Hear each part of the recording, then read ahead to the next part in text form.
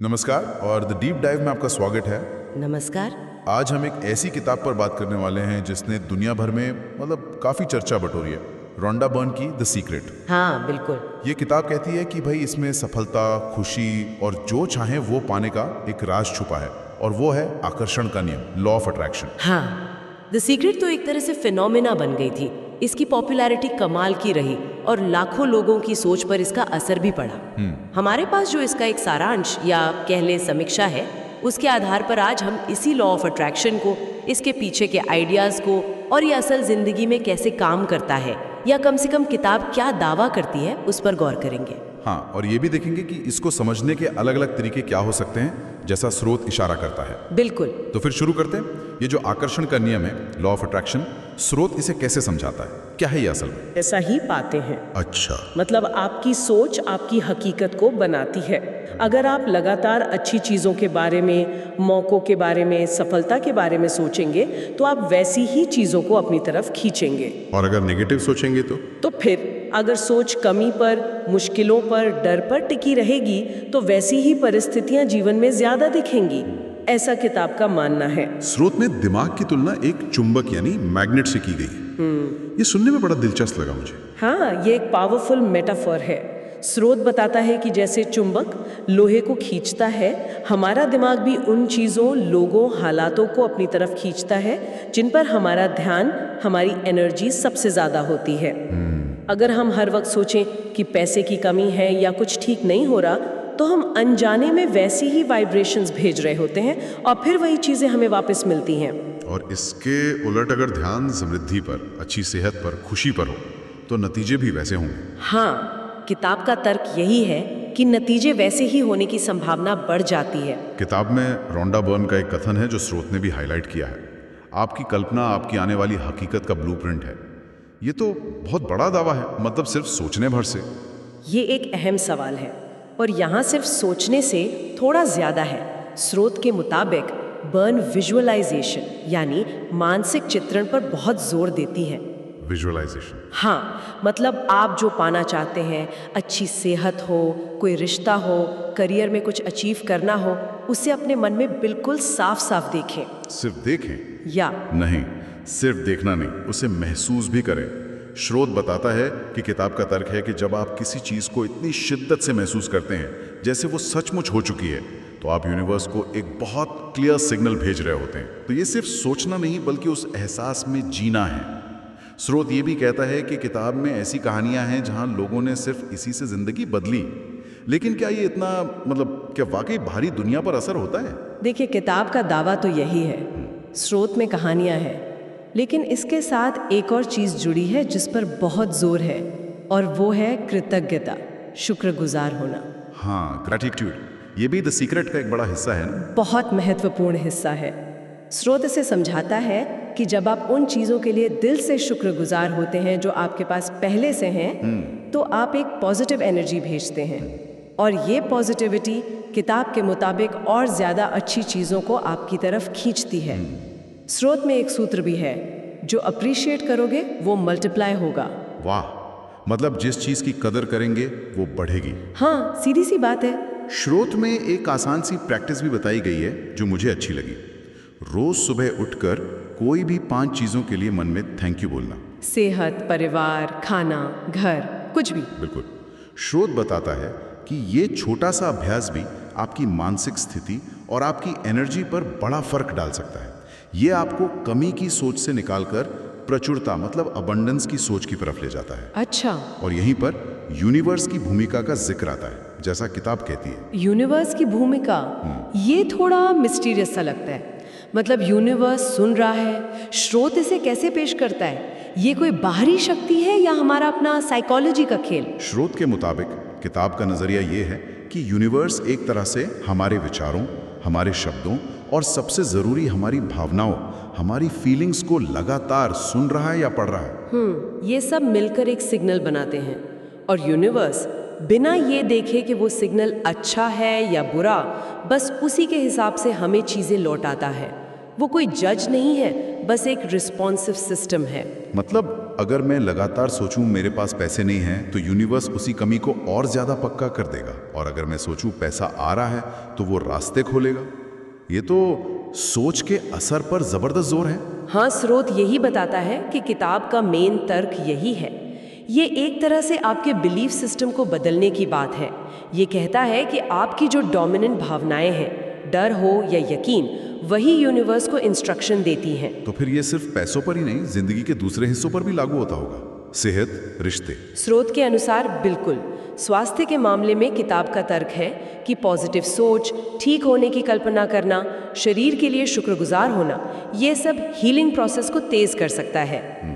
स्रोत में ऐसी कहानियों का जिक्र है जहां लोग कहते हैं कि गंभीर बीमारियों से उबरने में भी इस सोच ने मदद की। और रिश्तों के बारे में क्या स्रोत ये भी बताता है कि सिर्फ अपनी सोच बदलने से दूसरों का बर्ताव कैसे बदल सकता है? ये थोड़ा कम डायरेक्ट लगता है। ये एक वाजिब सवाल है। स्रोत बताता है कि किताब का तर्क यहाँ भी एनर्जी के लेवल पर काम करता है। जब आप किसी के बारे में अच्छा सोचते हैं, प्रेम या तारीफ की भावना रखते हैं, तो आप एक पॉजिटिव एनर्जी भेजते हैं। अच्छा।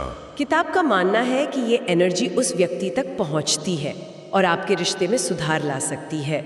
स्रोत इसे एक बेसिक नियम से जोड़ता है, जो एनर्जी आप देते हैं वही लौटकर आपके पास आती है। ये तो कर्म के सिद्धांत जैसा हुआ कुछ। हाँ, कह सकते हैं, लेकिन यहाँ फोकस विचारों और भावनाओं की एनर्जी पर ज्यादा है। ठीक है, ये सब सुनने में तो बहुत लुभावना लगता है, लेकिन क्या ऐसे करने के लिए कोई ठोस कदम भी है या ये सिर्फ एक मेंटल एक्सरसाइज है?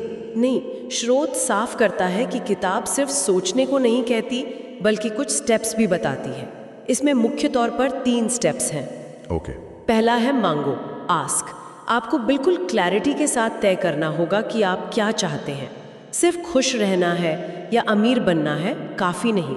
इच्छा जितनी स्पेसिफिक होगी, नतीजा उतना सटीक होगा, ऐसा किताब मानती है। क्लैरिटी से मांगना, ठीक है, पहला कदम। और दूसरा कदम है विश्वास करो, बिलीव। ये शायद सबसे मुश्किल हिस्सा है। आपको पूरे यकीन के साथ मानना होगा कि जो आपने मांगा है वो आपको मिल रहा है या मिल चुका है। किसी भी तरह का शक, कोई डाउट इस प्रोसेस को कमजोर कर देता है। आपको उस फीलिंग में जीना होगा कि वो चीज आपकी हो चुकी है। और तीसरा है पाओ, रिसीव। इसका मतलब है कि आपको उसे लेने के लिए तैयार रहना होगा। अपनी फीलिंग्स को अच्छा रखना होगा। आपको ऐसा महसूस करना और बर्ताव करना होगा जैसे वो चीज आपको मिल ही रही है या मिल गई है। अच्छा। स्रोत में वो कार वाला उदाहरण दिया है। सिर्फ कार के बारे में सोचना नहीं, बल्कि उसे चलाने की खुशी महसूस करना, स्टीयरिंग व्हील को हाथों में फील करना, उस एहसास में डूब जाना, ये पाने की अवस्था है। मांगो, विश्वास करो, पाओ। सुनने में तो ये एक प्रोसेस लगता है। तो स्रोत के अनुसार ये सिर्फ इच्छा करना नहीं, बल्कि पूरी तरह से उस रियलिटी को जीना और उसके लिए तैयार रहना है। लेकिन हाँ, यहीं पर वो सवाल आता है जो बहुत लोगों के मन में होगा और जिसका जिक्र स्रोत में भी है। क्या ये सब सिर्फ एक ख्याली पुलाव, एक फैंटेसी नहीं है? क्या सिर्फ सोचने, विश्वास करने और महसूस करने से हकीकत बदल जाती है? और ये सवाल बहुत ज़रूरी है, बहुत वाजिब। स्रोत इस आलोचना को बिल्कुल नज़रअंदाज नहीं करता। कई आलोचकों ने द सीक्रेट को इसी बिना पर खारिज किया है कि ये लोगों को एक तरह की जादुई सोच बेचता है जो असल दुनिया की सच्चाई से मेल नहीं खाती। हाँ। और यहीं पर स्रोत का एक ज़रूरी दृष्टिकोण सामने आता है कि शायद इसका असली फायदा इसके चमत्कारी दावों से ज़्यादा मानसिकता बदलने में है। मतलब आलोचना यह है कि ये कर्म यानी एक्शन मेहनत के महत्व को कम करके आंकता है। बिल्कुल। और स्रोत खुद इस बात पर जोर देता है कि आकर्षण का नियम कर्म एक्शन के बिना अधूरा है। आप सिर्फ सोफे पर बैठकर करोड़पति बनने की कल्पना करते रहें और कुछ करें नहीं तो जाहिर है कुछ नहीं होगा। सोचना, कल्पना करना, पॉजिटिव रहना, ये सब शायद ज़रूरी पहला कदम हो सकता है, एक मानसिक तैयारी हो सकती है, लेकिन ये मेहनत का, प्लानिंग का और ठोस कदम उठाने का विकल्प बिल्कुल नहीं है। तो फिर इस किताब या इस सिद्धांत का असल कंट्रीब्यूशन क्या है? अगर आखिर में मेहनत तो हमें ही करनी है, स्रोत इसे किस नजरिए से देखता है? स्रोत इसे एक मानसिकता बदलने वाला उपकरण या माइंडसेट चेंजर के रूप में देखने का सुझाव देता है। अच्छा। इसका असली फायदा शायद ये नहीं कि ये बिना कुछ किए सब दिला देगा, बल्कि ये कि ये आपको आपकी सोच की ताकत के बारे में जगाता है। ये आपको नेगेटिविटी के जाल से निकालकर पॉजिटिविटी की ओर देखने के लिए उकसा सकता है। ये बात तो है। जब आप पॉजिटिव सोचते हैं तो आप शायद मौकों को बेहतर देख पाते हैं, आप मुश्किलों का सामना ज्यादा हिम्मत से करते हैं और आप सॉल्यूशन खोजने के लिए ज्यादा ओपन होते हैं। तो मतलब ये एक टूल है जो आपको एक्शन लेने के लिए बेहतर तैयार कर सकता है। सकारात्मक सोच और मेहनत का कॉम्बिनेशन, क्या स्रोत इसे ही असली सीक्रेट मानता है? स्रोत का इशारा कुछ इसी तरफ है। इसे आंख बंद करके एक जादुई फॉर्मूला मानने के बजाय अगर इसे अपनी सोच बदलने, अपना कॉन्फिडेंस बढ़ाने और मौकों के लिए ज़्यादा अलर्ट होने के तरीके के रूप में इस्तेमाल किया जाए तो ये ज़्यादा फायदेमंद हो सकता है। सही बात है। पॉजिटिव माइंडसेट आपको शुरू करने और टिके रहने में मदद कर सकता है, लेकिन मंजिल तक पहुंचने के लिए चलना तो आपको ही पड़ेगा। चलिए, तो आज की इस गहरी बातचीत के मुख्य बिंदुओं को एक बार फिर से समेट लेते हैं। हमने रोंडा बर्न की द सीक्रेट और इसके core idea law of attraction को समझा, जैसा कि हमारी स्रोत सामग्री बताती है। हाँ, हमने देखा कि पॉजिटिव सोच, विजुअलाइजेशन की ताकत और ग्रैटिट्यूड यानी शुक्रगुजार होने का अभ्यास इसके ज़रूरी हिस्से हैं। हमने किताब के नज़रिए से यूनिवर्स की भूमिका पर भी बात की और देखा कि ये कैसे जिंदगी के अलग अलग हिस्सों, सेहत, पैसा, रिश्ते पर लागू होने का दावा करता है। और हमने उन 3 प्रैक्टिकल स्टेप्स को भी समझा: मांगो, विश्वास करो और पाओ।